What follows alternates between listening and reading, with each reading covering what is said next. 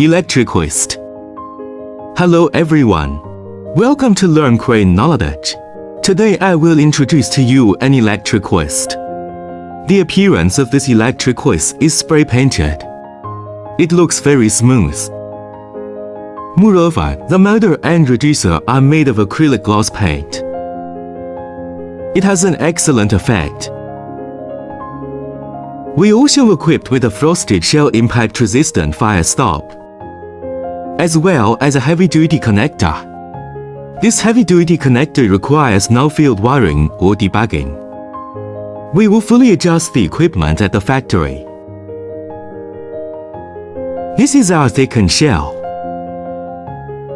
thickened reel, and thickened ball net cast iron guide container.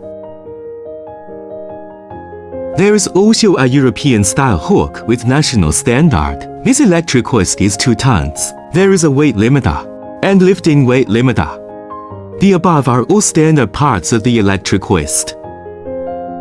Next, let's look at electrical control.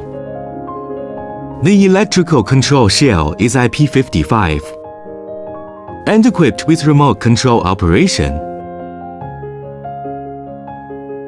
Internally, Schneider contactors are used. Includes a thermal overload protector for the main hoisting motor and a thermal overload protector for the trolley running motor. When the 2 thermal overload protectors are activated, alert via buzzer for you. This is an adjustable electric hoist traction bracket.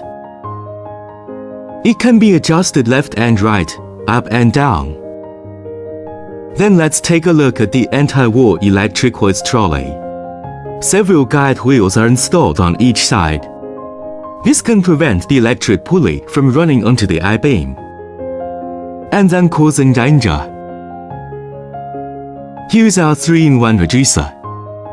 This reducer makes very little noise when running.